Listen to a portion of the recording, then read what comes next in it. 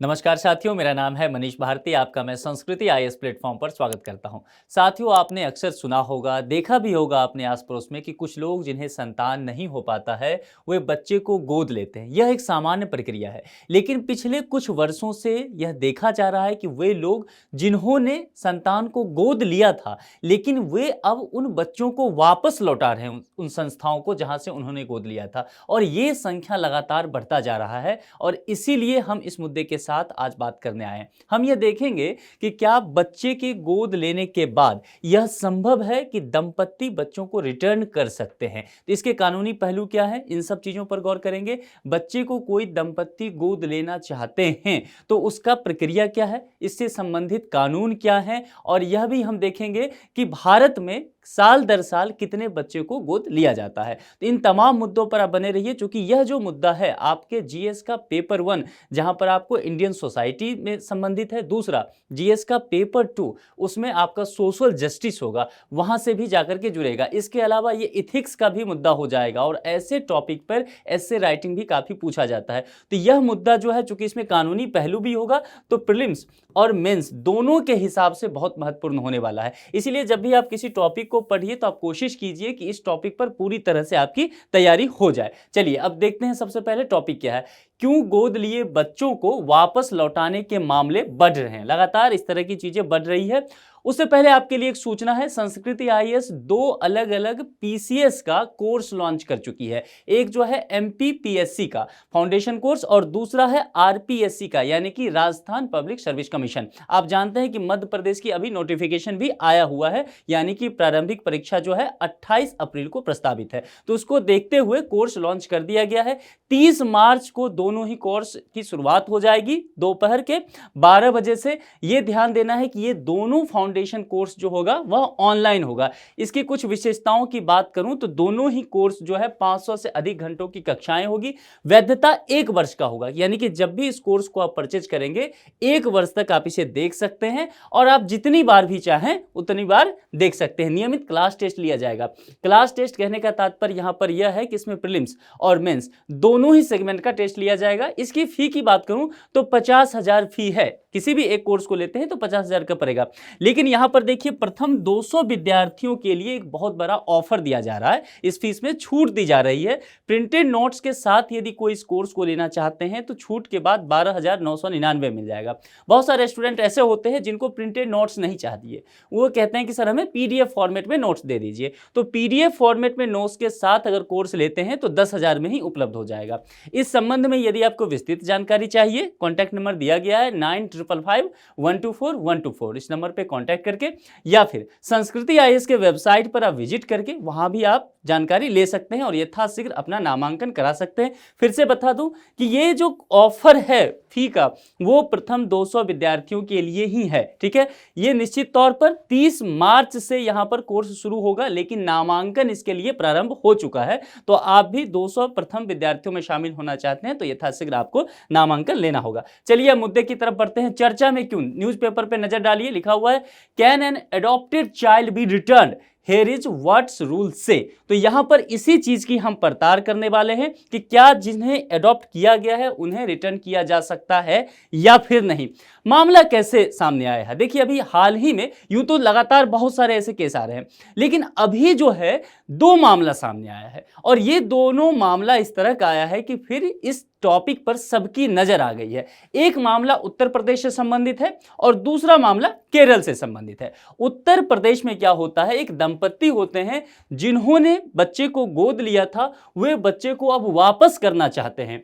ये देखिए, दिसंबर 2023 में मुंबई उच्च न्यायालय में इन्होंने एक याचिका भी डाली, और याचिका डालते हुए इन्होंने जो बात कहा बच्चे को रिटर्न करने के लिहाज से, उस पर गौर करना जरूरी है। इन्होंने कहा कि देखिए, मैंने बच्चे को गोद तो लिया था, ये बात सही है, लेकिन अब उस बच्चे के साथ हम भावनात्मक रूप से अपना संबंध नहीं जोड़ पा रहे हैं। अब ये बात आप समझ रहे हैं कि उनसे लगाव नहीं हो पा रहा है। दूसरी बात इन्होंने कहा, वह देखने की बात है कि इन्होंने कहा कि जिस बच्चे को हमने गोद लिया था वह बच्चा व्यवहार में बहुत बुरा है, हमारे साथ अच्छा बिहेवियर नहीं कर रहा है पेरेंट्स के साथ। अब ये दोनों बातें ऐसी है जिसको आधार बना करके इन्होंने याचिका दायर कर दिया था। इसके अलावा केरल का जो मामला है, केरल में जो माता पिता है उन्होंने एक लड़की को गोद लिया था, इनको वापस करना ये चाह रहे हैं, जिसको इन्होंने 2018 में गोद लिया था। तो ये दोनों मामला जो है यह अभी संज्ञान में आया और फिर ये मुद्दा चल पड़ा है यहां से। इसलिए हमारे लिहाज से, यूपीएससी एस्पिरेंट के लिहाज से हमें इन सब चीजों को पढ़ लेना चाहिए। बच्चे गोद लेने पर एक नजर जरा देख लेते हैं। महिला एवं बाल विकास और समाज कल्याण विभाग के अनुसार गोद लेने की प्रक्रिया बता दी गई है। तो गोद लेने की प्रक्रिया क्या है? गोद लिया गया बच्चा गोद लेने वाले जो भी माता पिता हैं उनका वैध संतान माना जाता है। जैसे कि जेनेटिक रूप से जो बच्चे होते हैं तो वो वैध संतान तो होगा, ठीक वैसे ही यदि किसी बच्चे को किसी दंपत्ति ने गोद ले लिया तो वैसा ही उनका वह वैध संतान होगा, यह कानून कहता है। यहां पर एक बात ध्यान देने की जरूरत है। देखिए यहां है बाल कल्याण समिति। बाल कल्याण समिति क्या करती है? कानूनी रूप से बच्चों को नामित करती है।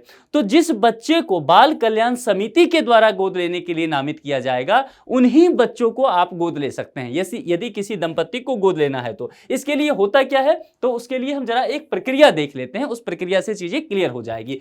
गोद लेने वाले माता पिता को गोद लेने के ऑनलाइन पंजीकरण करना होता है। तो सबसे पहली प्रक्रिया क्या है कि आपको ऑनलाइन पंजीकरण करना होगा। दूसरी बात, केंद्रीय दत्तक ग्रहण संस्थान प्राधिकरण यानी कि कारा, आपको यह ध्यान रखना है, यही पॉपुलर वे में कहीं कहीं आपको लिखा मिलेगा। यदि प्रीलिम्स के प्रश्न में देखेंगे तो आपको कारा लिखा हुआ नजर आएगा। हो सकता है कई बार ये हिंदी आपके दिमाग से निकल जाए, वैसे याद रहे तो अच्छी बात है।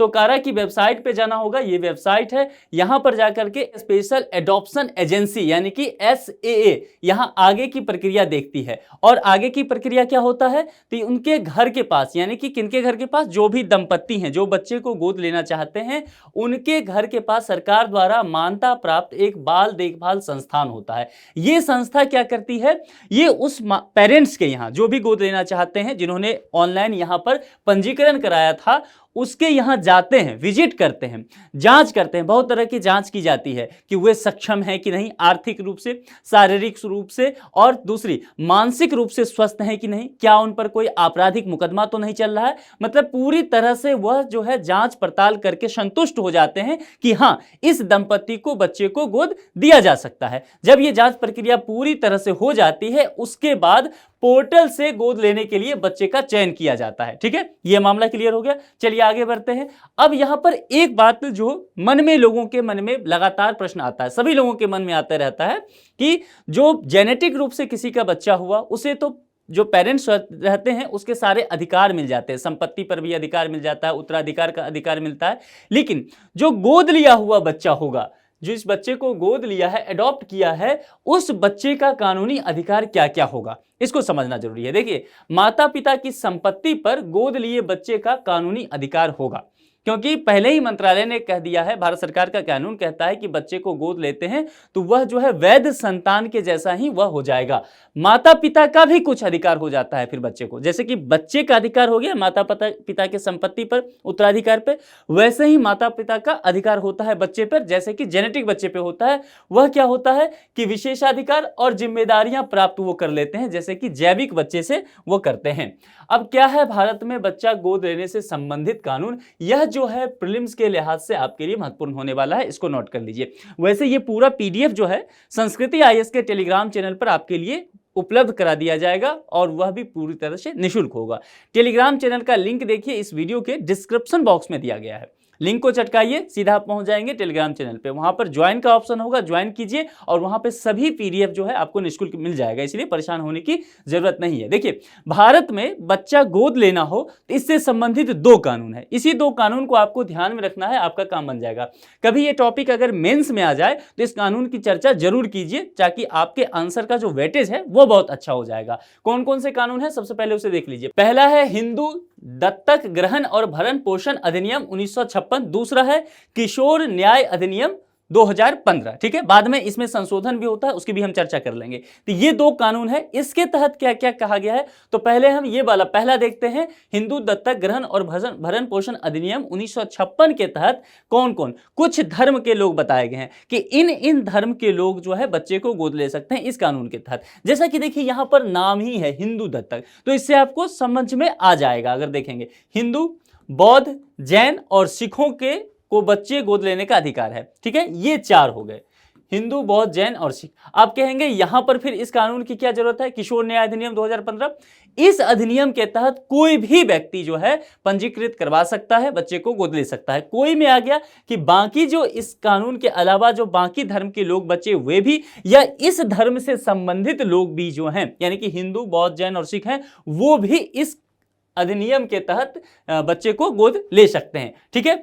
यहां पर कारा के पोर्टल पर उन्हें भी पंजीकरण कराना पड़ेगा। अब यहां पर एक बात, जैसा कि मैंने कहा था, किशोर न्याय अधिनियम 2015 का संशोधन होता है, तो किशोर न्याय बच्चों की देखभाल और संरक्षण संशोधन अधिनियम 2021 में लाया गया। इसके तहत गोद लेने के आदेश जारी करने के लिए जिला मजिस्ट्रेट और अतिरिक्त जिला मजिस्ट्रेट को अधिकृत कर दिया गया था। यहां पर जो जांच होता था, तो इसमें कह दिया गया कि एक लेयर और बढ़ा दीजिए ताकि पूरी तरह से पुख्ता हो जाए कि जिस बच्चे को गोद लिया जा रहा है, जो दंपत्ति गोद ले रहे हैं, पूरी तरह से सुरक्षित माहौल में पूरी पारदर्शिता के साथ ये सब चीजें हो जाए, ठीक है। क्योंकि तस्करी के बहुत ज्यादा मामले सामने आते रहते हैं, इसीलिए लिहाज से देखा गया कि किसी भी लिहाज से यह देख लिया जाए कि कहीं कोई झोल झाल तो नहीं है, ये मामला था। लेकिन बाद में, अभी इस बात को, इस पॉइंट को आप याद रखिए, क्योंकि बॉम्बे हाईकोर्ट का एक डिसीजन आता है और उसमें बॉम्बे हाईकोर्ट ने इस अधिनियम में यह बात जो डाला गया है उसको पलटते हुए नजर आती है, ठीक है। तो इसको आपको ध्यान रखना है, मैं आगे आपको बताऊंगा, आप समझ पाएंगे। चलिए, कौन बच्चे को गोद ले सकते हैं, यानी कि योग्य कौन है, पात्रता किनकी है। देखिए, सिंगल पेरेंट है तो सिंगल पेरेंट या शादीशुदा दंपत्ति दोनों ही बच्चे को गोद ले सकते हैं। शादीशुदा दंपत्ति यदि बच्चे को गोद लेना चाहते हैं तो उनकी शादी को कम से कम 2 साल का समय हो जाना चाहिए। ये नहीं कि आज हम शादी किए और अगले दिन जाकर के पहुंच गए बच्चे को गोद लेने, ऐसा नहीं हो सकता है। 2 साल का समय दिया गया है, ठीक है। उसके बाद आप बच्चे को गोद ले सकते हैं। गोद लेने वाले दंपत्ति और बच्चे की उम्र में भी कुछ अंतर होना चाहिए और यह अंतर जो है वह 21 साल का बताया गया है। यदि गोद लेने वाले कोई दंपत्ति हैं तो वह माता पिता शारीरिक रूप से सक्षम होने चाहिए, मानसिक रूप से भी सक्षम होने चाहिए, भावनात्मक रूप और आर्थिक रूप से पूरी तरह से सक्षम होने चाहिए। यही जांच किया जाता है और उसके बाद बच्चे को गोद दिया जाता है। अभिभावकों को कोई जानलेवा बीमारी या उन पर कोई अपराध का आरोप भी ना हो। दंपत्ति द्वारा बच्चे को गोद लेने के फैसले में दोनों की सहमति होना चाहिए। यह नहीं कि पति कह रहे हैं गोद लेना है, पत्नी कह रही नहीं लेना है, और इस विवाद में होते होते गोद तो ले लिया, लेकिन इस स्थिति में क्या होगा कि वही केस फिर से बढ़ जाएगा। जैसा कि अभी आप देख रहे हैं कि बच्चे को रिटर्न करने की नौबत आ रही है, उसमें स्वस्थ माहौल में बच्चे का परवरिश नहीं हो पाएगा। इसलिए दोनों की राजी खुशी होना जरूरी है। गोद लिए बच्चे को वापस लौटाए जाने का भी प्रावधान कानून करता है। यही बात यहां पर, ठीक है। जिस मुद्दे पर हमने चर्चा किया था कि क्या गोद लौटाया जा सकता है या नहीं, निश्चित तौर पर लौटाया जा सकता है, भारतीय कानून इसकी इजाजत देता है। तो गोद लिए बच्चे को वापस करने का प्रावधान कानून के तहत किया गया है।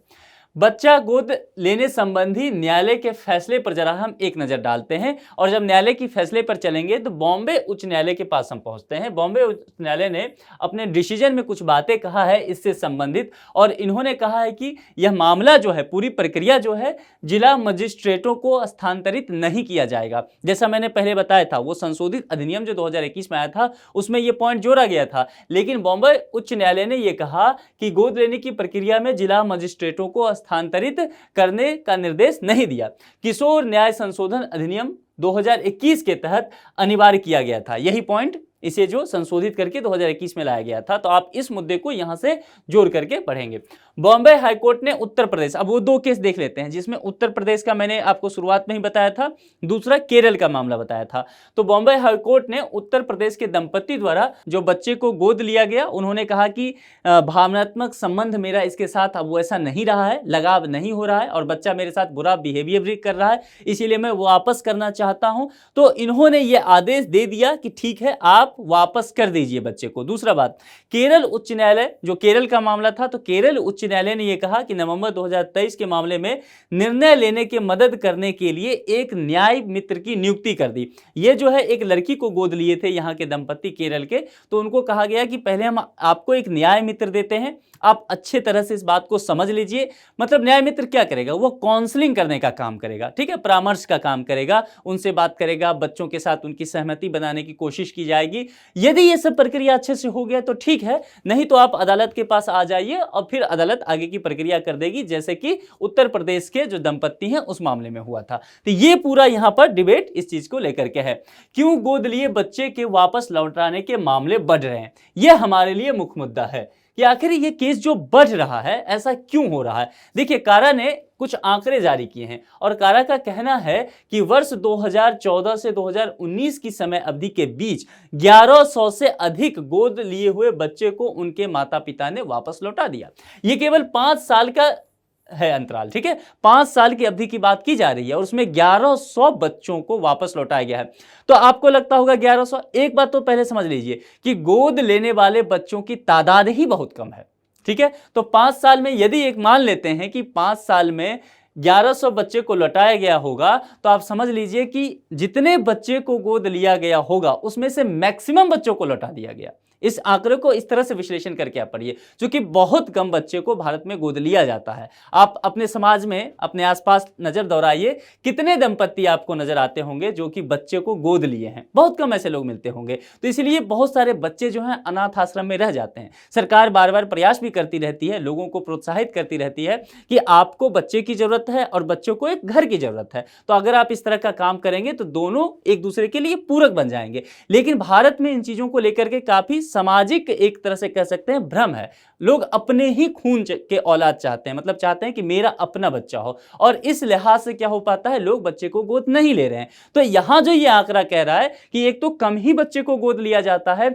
उसमें भी ये 5 साल के दरमियान में देखा जा रहा है कि उसमें भी 1100 से जो अधिक बच्चे हैं उनको रिटर्न कर दिया गया। तो एक बड़ी समस्या उभर करके सामने आई कि फिर किस तरह से आगे कार्रवाई की जाए। अब देखिए इसमें से क्या क्या पॉइंट आया, कारण ने इस डेटा का एक्सप्लेन भी किया है, जरा उसे समझते हैं। इसमें इन्हें कहा है कि 8 वर्ष से अधिक उम्र के बच्चों को वापस किया गया है, यानी कि वे बच्चे जो कम उम्र के थे, 1 साल के थे, 2 साल के थे, 3 साल के थे, अभी बहुत सूझबूझ उनमें डेवलप नहीं हुआ था, ऐसे बच्चे अधिकांशतः वापस नहीं किए गए हैं। लेकिन वे बच्चे जो 8 साल या उससे अधिक के थे, है ना, उन बच्चों को वापस कर दिया गया है। एक मुद्दा यह आया है। दूसरा, माता पिता और गोद लिए बच्चों में आपसी तालमेल की कमी भी देखी गई है। जैसा कि उत्तर प्रदेश के दंपति ने कहा कि वे लगाव महसूस नहीं कर पा रहे हैं उस बच्चे से, भावनात्मक संबंध उनका उससे नहीं बन पा रहा है, ठीक है। दूसरा, बच्चे ने बुरा व्यवहार करना शुरू कर दिया है, तो यह भी एक मुद्दा है। तीसरा, यहां देखिए, बच्चों को संस्थानों द्वारा अच्छे से तैयार नहीं किया जाता है।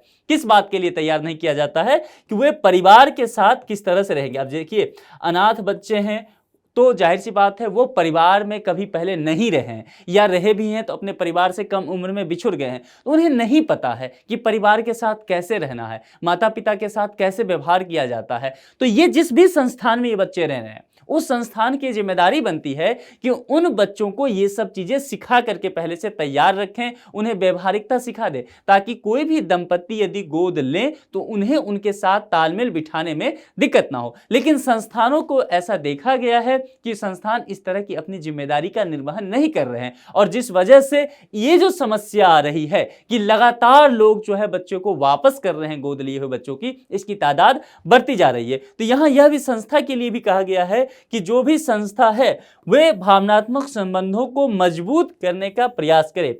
उन्हें लगातार काउंसलिंग करना चाहिए, लगातार विजिट करना चाहिए, बच्चे से भी मिलना चाहिए, बच्चे को ट्रेनिंग देनी चाहिए, माता पिता की भी काउंसलिंग की भी आवश्यकता है, ठीक है। तो इस लिहाज से इन सब चीजों को सही किया जाता है। भारत में बच्चा गोद लेने के आंकड़ों पर एक नजर जरा हम देते हैं।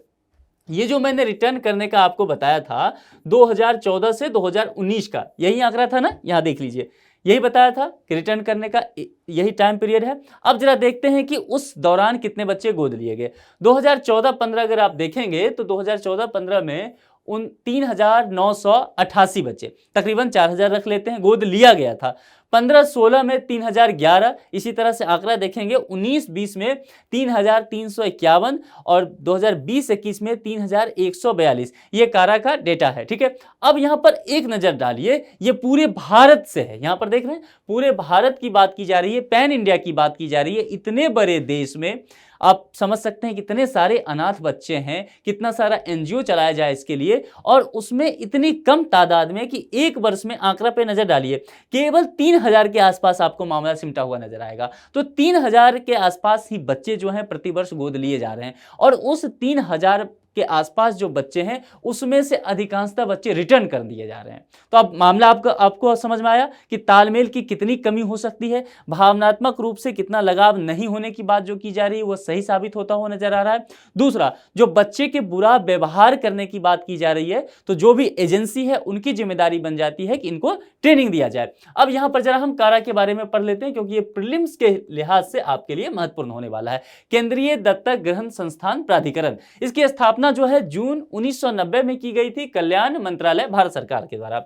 इसका उद्देश्य क्या है? देखिए, इसका उद्देश्य है कि जो अनाथ बच्चे हैं, जो परित्यक्त हैं, तो उनको इस तरह से माहौल दिया जाए, उनको ट्रेनिंग दिया जाए कि उन बच्चे को गोद लेने के लिए बहुत सारे दंपत्ति आगे आ जाएं, और लोगों को भी इस चीज के लिए प्रोत्साहित किया जाए कि आप बच्चे को गोद लीजिए यदि आपको संतान की आवश्यकता है। इनके काम क्या है? उन बच्चों के लिए खुशहाल परिवार उपलब्ध कराना जिन्हें देखभाल एवं संरक्षण की आवश्यकता है। तो ये हमारा पूरा डिबेट था। इस टॉपिक पर एक संभावित प्रश्न है, और प्रश्न जो है प्रीलिम्स के स्तर का है। जवाब आप जानते हैं मैं नहीं दिया करता हूं, जाहिर सी बात है, क्योंकि आप लोग के लिए प्रश्न है और आप लोग अच्छा जवाब देते भी हैं। केंद्रीय दत्तक ग्रहण संस्थान प्राधिकरण कार्य से संबंधित निम्नलिखित कथनों पर विचार कीजिए। पहला, अनाथ, परित्यक्त और अभ्यर्पित बच्चों के दत्तक ग्रहण के लिए विनियमन, पर्यवेक्षण और प्रोत्साहन के देने के उद्देश्य से इसका गठन किया गया। दूसरा, भारत सरकार के पर्यावरण मंत्रालय के अंतर्गत कार्यरत है। आपको देखना है कि कौन सा कथन गलत है, ध्यान देना है यहां पर।